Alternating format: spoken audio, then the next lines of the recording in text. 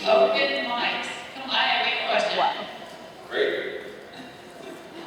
What happened to the raccoon? I have no idea what you're talking about. What raccoon? Oh my God. The raccoon's in my house? Yeah, let's open it up to home. We made happy. They're still hanging around. Yep, digging up holes. We really need to hear about the raccoons in my house. Apparently. I can't buy coyote urine because it scares the cats, apparently. So I have raccoons and my lawn has been an issue. This is really exciting stuff. And I have a raccoon problem. Yeah. So we've been digging up the lawn. I'll loan you some fox urine.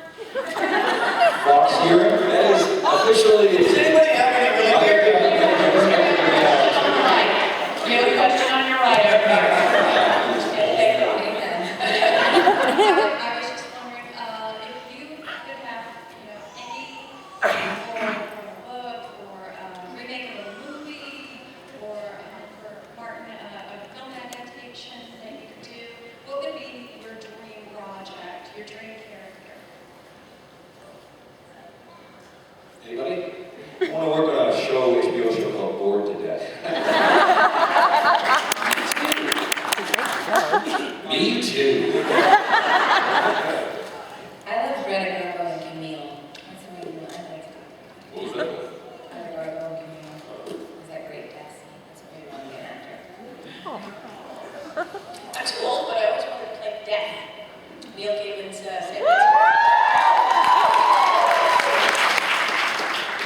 I just want to be a superhero. Don't laugh. I just want you all to be a superhero. Superhero. Any of them. A villain. I'm going to write a superhero movie take of Camille. We'll package it up right here.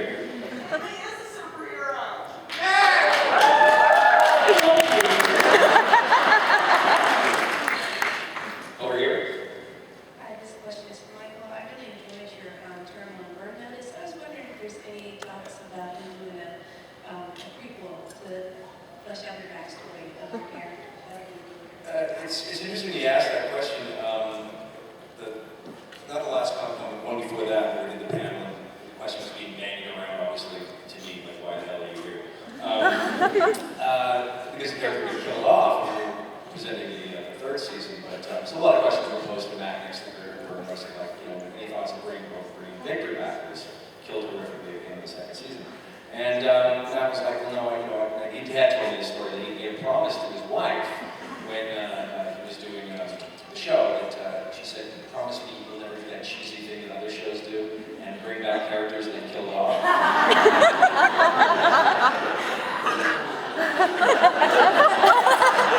Yeah, I mean, who's she, right?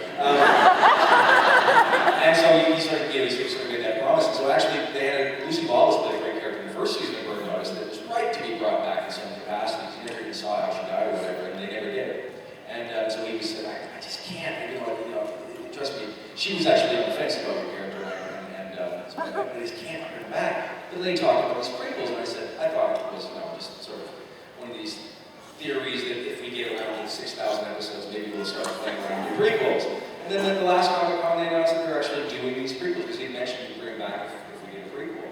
So now I know that they're doing the Sam Max prequel, so I'm curious as to whether or not my phone will ring, we'll see Victor and all three.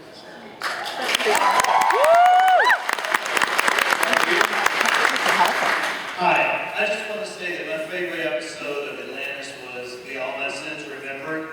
Mark, did you write that one? I did, yes. Thank God.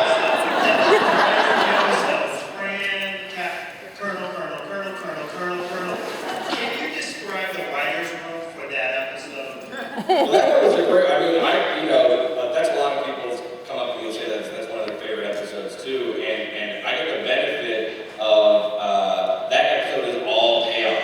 That really was, we really arced the first part of that season. It was incredibly serialized even for Stargate, so those episodes were all leading up with Taylor getting pregnant and the replicators becoming a problem, or people going it was all coming to a boil in that episode.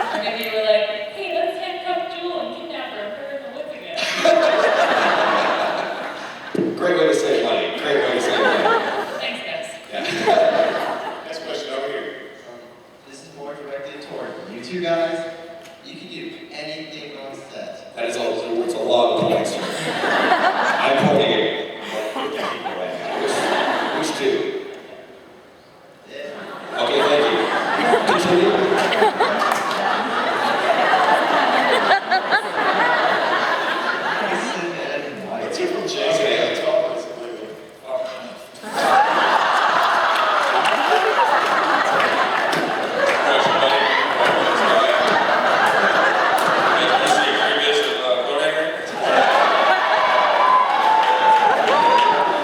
Did you do anything on set? What would you do?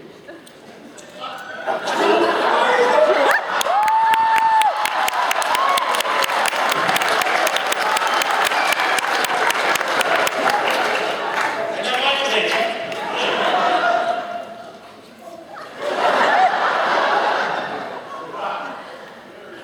Jason.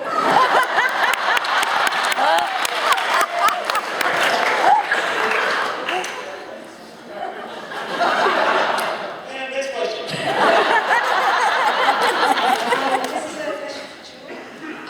What was it like being a hive ship in that one episode? Being a spaceship in that one episode? Yeah, hive ship with all the tentacles. Yeah. Not fun. that was going back to one of the earlier questions. That was the moment where I was like, what did I do? How long did it take to get into that stuff? It wasn't that bad. It was like an hour of makeup, but the worst part was when I laid down, they glued the vines to the table, so I couldn't move. So I didn't drink a lot of fluid, so I didn't pee very often. And then I got David Hewitt to feed me because I couldn't feed myself, so I came over and like give me sandwiches and I was a little bird. Yeah, just count on David for sandwiches. Unless there's only one left.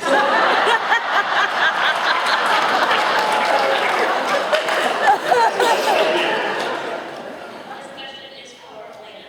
If you could see anybody from the Stargate universe, LNS or SB1 cross over onto SBU, who would you want to work with?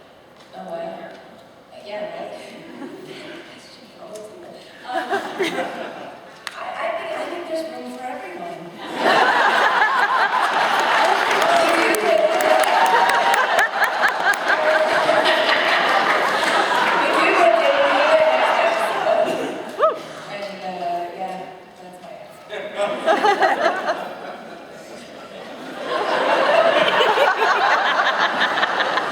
You guys have her terrified.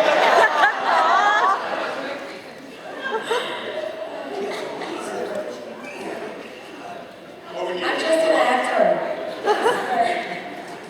Hi, how are you? What comment would you love to get? My question's for Michael. You did a great job directing Double Jeopardy. I was wondering, why did you direct again? They wouldn't let me. No, I'm not joking. The finished episode of Double Jeopardy turned out well, but the behind-the-scenes chaos that went on.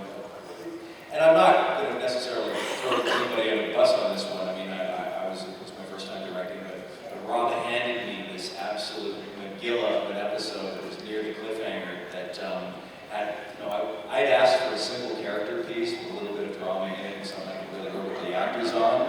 I got a planetary invasion of some foreign world with doubles of the robot characters coming in for every character. So not only did you have to work with Richard Dean Anderson once, you had to work with him again. And then you had to work with him working with himself. Which wasn't that hard because it's his favorite person to work with.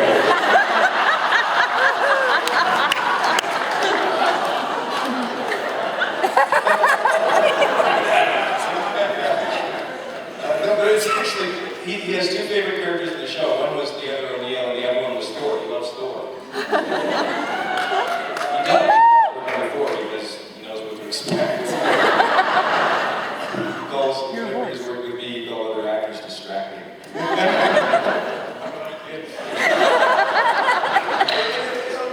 In a self-deprecating way, trust me, all this is someone having. But every day, I think on that show, we went into overtime, and we had a whole full second unit following me around with a dust pail. So after it was done, I don't think anybody was eager for me to get back in the director's chair, including me. And then I didn't, after a couple seasons, I stopped asking, so. And then I started writing. Way easier. Next question.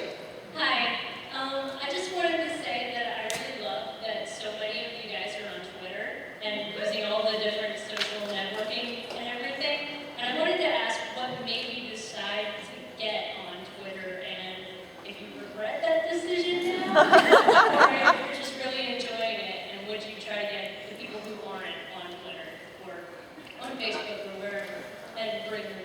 Jason, would you call me?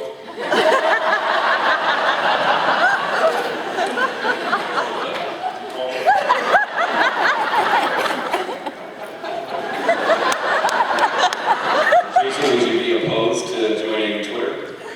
Would you call me?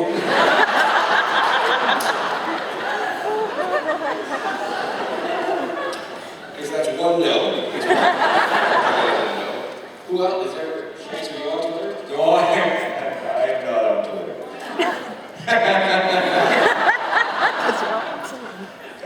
Half of the reason why I'm not on Twitter is that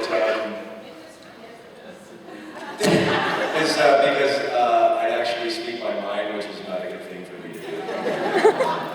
And the other thing is I don't really care what I'm doing most of the time. So to share that would not be, it's not my cup of tea. I like Twitter. You're on Twitter? I'm on Twitter. Golly.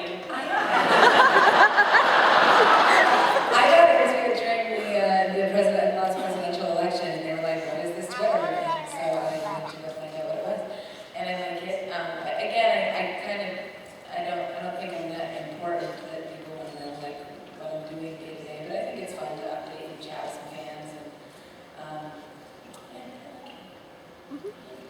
I think I am important enough. I follow you, Martin. Yeah, no, I appreciate that. Welcome back. It's been a while. I get sucked into Twitter for like 6 hours. I end in like 9,000 conversations with people. So I have to stay away from it. I think it's a lot of fun. It's been really great. I mean, almost all of it has been incredibly positive. You guys are so nice. And